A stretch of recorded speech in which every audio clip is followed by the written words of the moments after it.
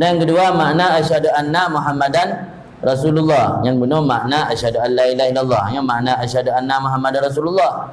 Makna asyhadu anna Muhammadar Rasulullah, lu saksi bahwa Muhammad adalah Rasulullah. Makna asyhadu anna Muhammadan Rasulullah, a'lamu wa atahaqqaqu wa atayakanu bi qalbi wa ubayinu li ghairi.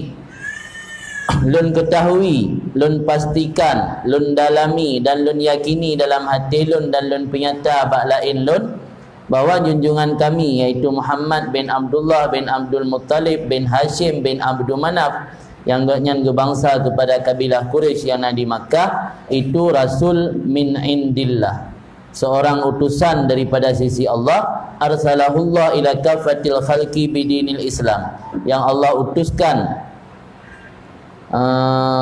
Rasul tersebut kepada segenap makhluk dengan membawa agama atau ajaran Islam. Maka wajib di atas kita oleh mengimani dengan beliau dan membenarkan dengan setiap apa yang beliau sampaikan daripada Allah, apa yang beliau khabarkan dengannya daripada Allah, daripada segala perkara dunia, perkara agama, perkara dunia dan perkara akhirat. Jadi merangkap urusan yang sangkut paut dengan dunia yang Nabi pegah pun wajib tak benarkan, wajib tak imani. Karena Nabi pun yang disampaikannya, wa ma yantiqu anil hawa in huwa illa wahyu yuha. Nabi tidak pernah marid sesuai kehendak hawa nafsu, tetapi memandung berdasarkan daripada wahyu. Dan sungguh dilahirkan Nabi SAW bil baladil amin. Ini cerita sirah nabawiyah lebat tentang Nabi dilahir di Baladil Amin. Baladil Amin Makkah Mukarramah. Mana Baladil Amin, negeri yang aman. Wa tufiya abuhu Abdullah, dan diwafatkan ayahandanya yang bernama Abdullah, wa huwa bi butni ummi, ketika Nabi masih dalam kandungan ibunya. Wa kaffalahu wa rabbah, dan memelihara akannya Nabi dan merawat akan Nabi oleh kakeknya yang bernama Abdul Muttalib bin Hashim, dan menyusui akannya Nabi oleh ibundanya Aminah binti Wahab bin Zuhrah bin Hakim, kemudian menyusui akannya oleh Suhaibah Salamiyah, kemudian oleh Halimatus Sa'diyah. Ada lagi yang kata dengar-dengar dalam ceramah untuk pingat lom. Falamma balagha minal umur, dan tak kala Nabi sampai umur 6 tahun, meninggallah ibundanya Aminah binti Wahab, kemudian meninggallah kakeknya Abdul Muttalib, maka menanggung akannya Nabi oleh pamannya yang Syakik. Dekun paman Syakik, dia saudara Syakik. Saudara Syakik saboyah saboh mak. Paman Syakik, pamannya saboyah saboh mak dengan yah dayo dengan dayo. Jangan dayo saudara akan paman.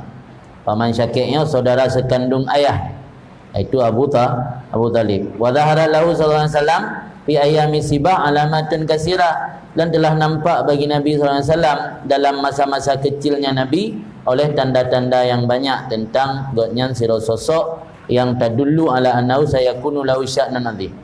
Tanda-tanda yang banyak yang menunjukkan di atas bahawa sungguhnya Nabi semenjak masa kecil sudah ada tanda bahawa selagi akan ada baginya Nabi kedudukan yang agung.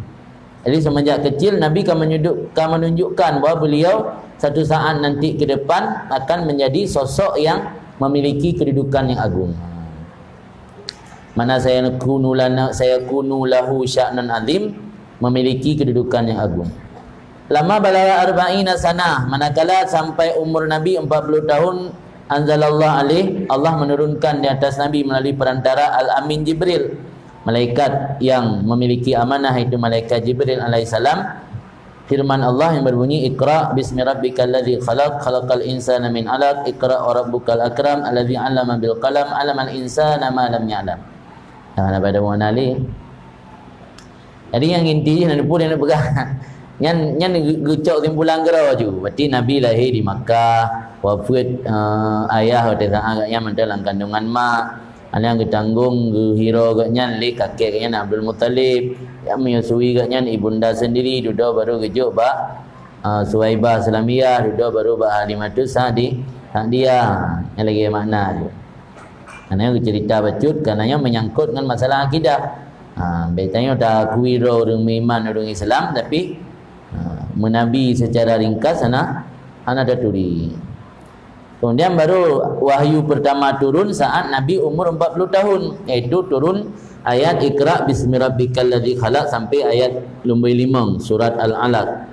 Summa tataba'al wahyu, kemudian turun berkelanjutan, tatabau'an berturut-turut, kemudian berturut-turut turun wahyu dan memerintah akannya Nabi oleh Allah dengan menyampaikan wahyu kepada manusia seluruhnya.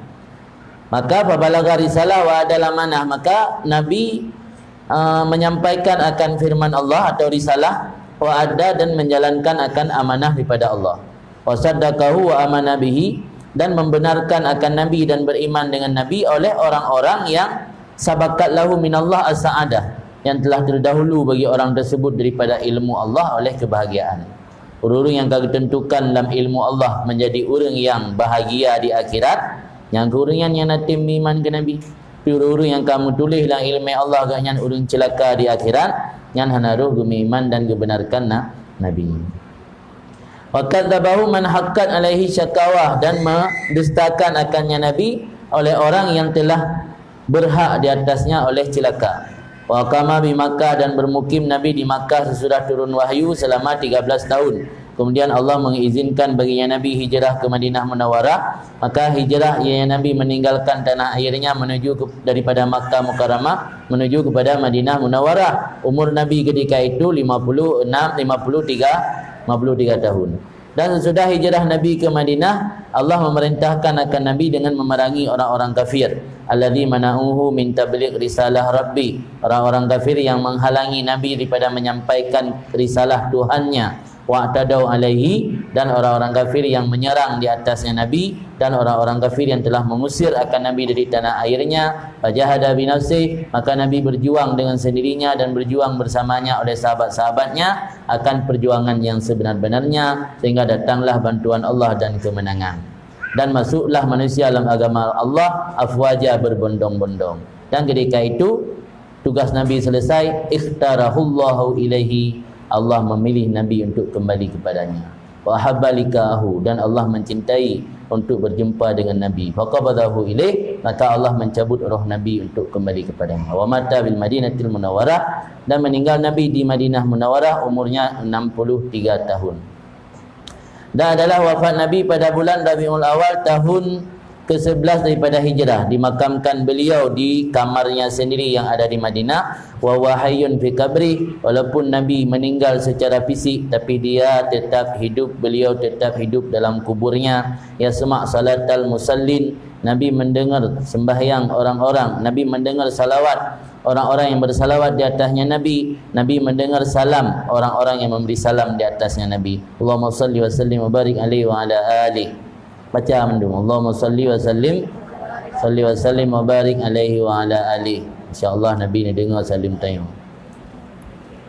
Waqad faddalahu, dan sungguh Allah mengutamakan Nabi Muhammad ala jami'il khalqi, di atas seluruh makhluk. Wa ja'alahu khatamal anbiya wal mursalin, dan Allah menjadikan Nabi sebagai penutup para nabi-nabi dan rasul. Wa ja'ala ummatahu khaira ummatin ukhrijat linnas, dan Allah menjadikan umat Nabi akan sebaik-baik umat yang pernah dimunculkan di tengah manusia. Wa umira bi ta'ati, dan diperintahkan manusia mentaatinya Nabi, wa ittiba'i, dan mengikutinya Nabi. Jadi Nabi kitanya Nabi yang Allah utamakan bandingkan makhluk yang lain, dan juga menjadi penutup Nabi dan Rasul. Malah umat Nabi sendiri umat yang khaira ummatin ukhrijat linnas, umat yang pernah Allah berikan di dunia, Allah hidupkan dalam dunia, yang paling ingat umat Muhammad. Dengan Nabi Musa mentang cemburu, pernah gelake ba Allah, ya Allah ni jadikan umat yang na di akhir zamannya ku umat lun. Kena Allah Ta'ala hanjut, hai Musa, karena kata karena la ilmu lun kata umat kata Bani Israel kan umat Muhammad. Yang Nabi urangnya ku umat lun dipujud lun umat nyanta. Dipujud lung menjadi bahagian daripada umat yang di akhir zaman, umat Muhammad. Tetap jawaban Allah hanjut kerana katakan umat, tapi kata sirah Rasul dan sirah Nabi. Jadi Nabi Musa mentang menginginkan menjadi bahagian daripada umat Muhammad. Kita yang telah Allah takdirkan menjadi umat bagian Muhammad kadang-kadang tak tahu diri, tak sadar diri. Akan Nabi sabu hadis dalam firman Nabi, halakam ru'un la ya'rif qadrahu binasalah, seseorang ketika tidak tahu jati dirinya, tidak bisa menilai, tidak bisa mengetahui nilai dirinya.